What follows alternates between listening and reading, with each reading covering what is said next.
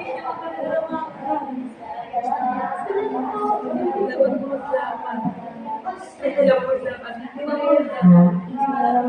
Assalamualaikum warahmatullahi wabarakatuh.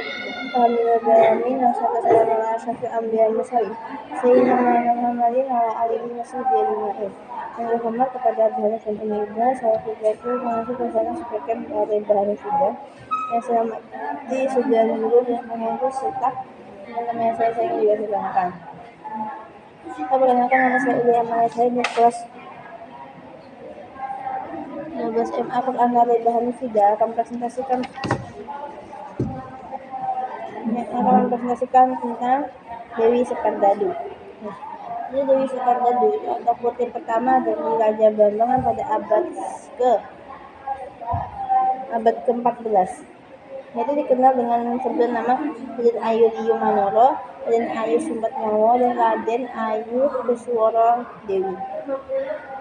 Itu diasal oleh Raja Manak Sembuyu.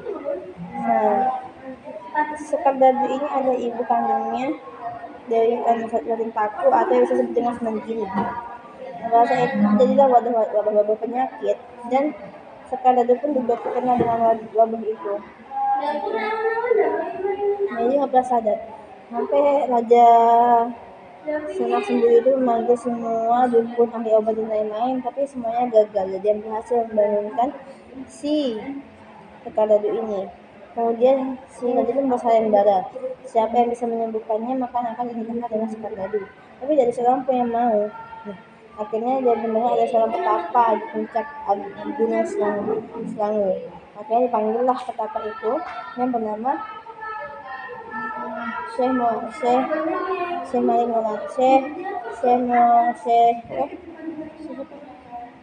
Maulana Ishak. Terus akhirnya tuh, tapi dia tuh sebelum menyembuhkan itu membuat syarat kalau misalnya kita harus masuk Islam. Akhirnya karena yang si akhirnya Raja Manak Sembuyu itu masuk Islam, dan akhirnya didoakanlah Sekardadu, dan akhirnya ia pun sembuh, dan akhirnya mereka bernikah. Ketika ia memimpin kerajaan menjadi makmur dan jadi dianggap sakti, dan akhirnya makmur. Dan kebanyakan dari warga itu ada ahli Islam, ahli Islam. Tapi banyak para ahli ibadah Hindu itu merasa bahwa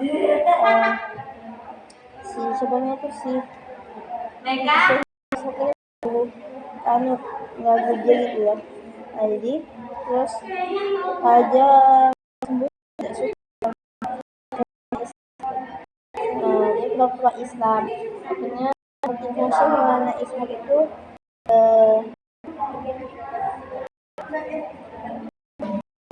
kembali dan pergi keluar, akhirnya tuh Dewi Sekardadu malah hamil 7 bulan.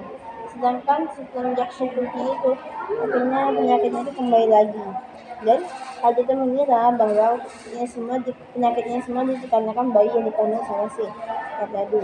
Akhirnya Raja itu hendak membunuh bayi tersebut. Ada pun masalah makam-makamnya Sekardadu itu banyak yang masih belum mengetahui. Ada yang makamnya di Sidoarjo, ada yang di Lamongan, ada juga di Gresik. Ada juga yang bilang tuh awalnya tuh kan jadi di Banyuwangi, dan itu selalu menjenguk ibunya. Tapi kan tahu jauh, akhirnya tuh dia berdoa kepada Allah untuk memindahkan makamnya itu ke Gresik. Terus ada juga yang makam Lamongan. Orang zaman dulu tuh manggil dengan nama Borondo atau wanita yang diusir.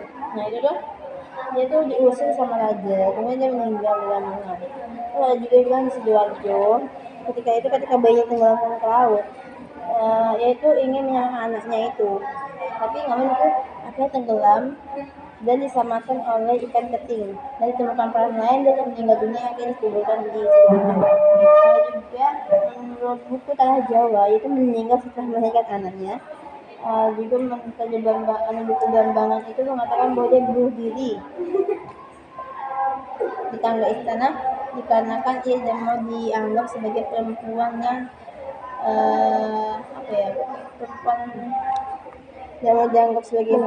yang meninggalkan suaminya. Oke, cukup sekian. Assalamualaikum warahmatullahi wabarakatuh.